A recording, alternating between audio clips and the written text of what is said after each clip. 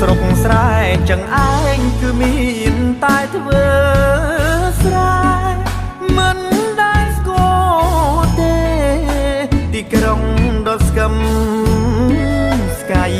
កំឡុងជនបទគ្មានគេប៉ែដីធ្វើតែ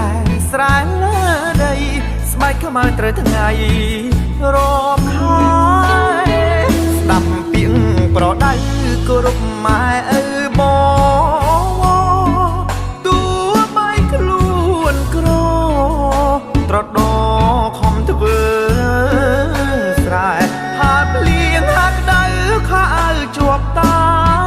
ស្រងាយហូបតែក្តាមខ្យងអមស្រែមិនដែលបានហូបនៅភាសាពេលចង់ស្ដាប់ភ្លេងឮតែសំឡេងចា